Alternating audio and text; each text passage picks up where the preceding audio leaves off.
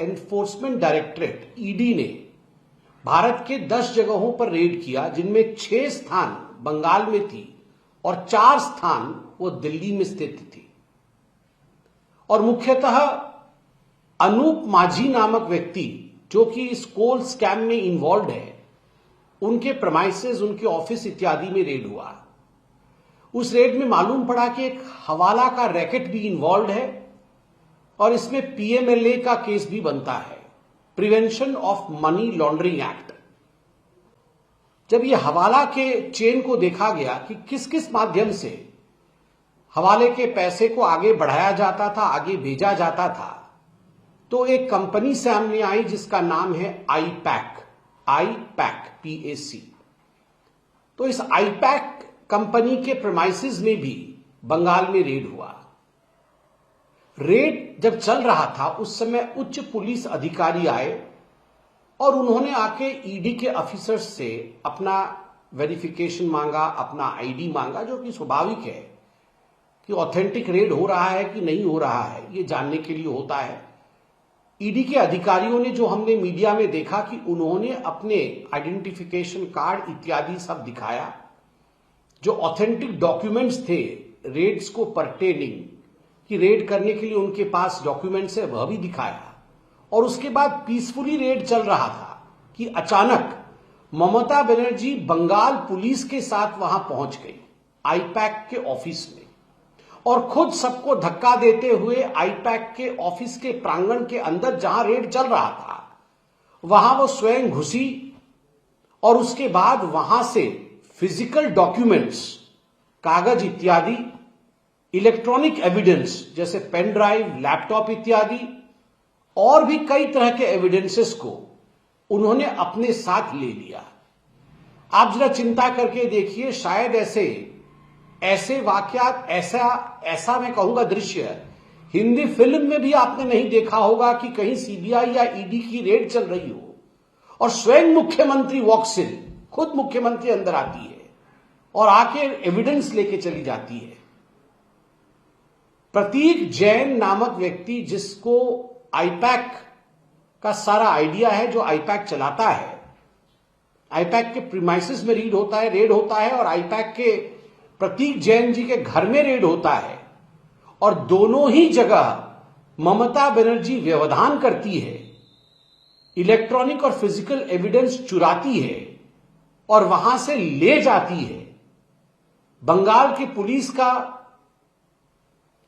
इस्तेमाल करती है, प्रयोग करती है अपने मनसा को अंजाम देने के लिए। यह दिखाता है कि ममता हैज लॉट टू हाइड। ममता जी के पास ऐसे कई राज हैं जिनका वो खुलासा नहीं होने देना चाहती है।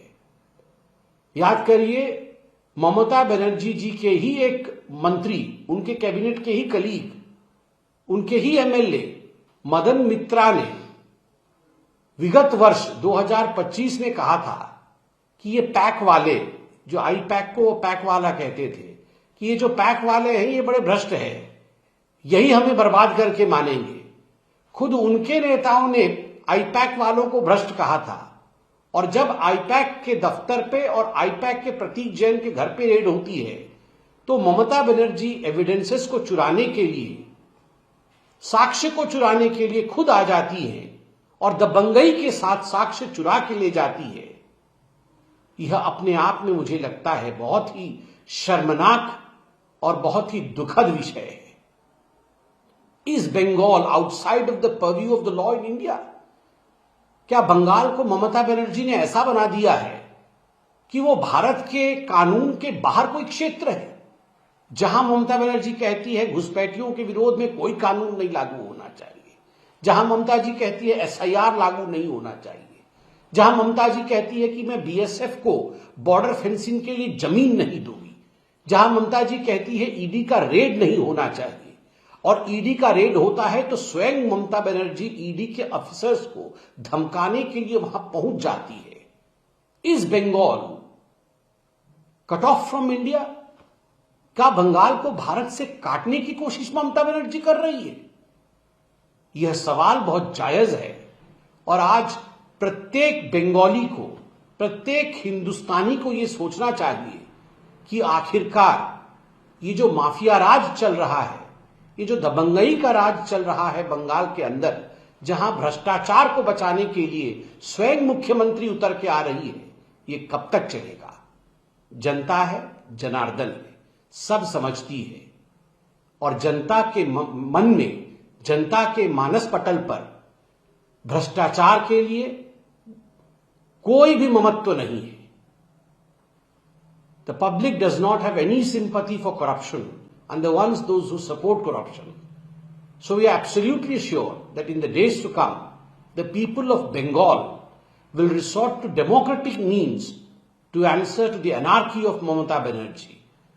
हम पूरी तरह से इस बात से वाकिफ हैं कि आने वाले दिनों में लोकतांत्रिक तरीके से बंगाल की जनता ममता बनर्जी का ये जो अराजक तरीका है राज करने का, उसके खिलाफ उठकर खड़ी होगी और ममता जी के खिलाफ जवाब भी देगी।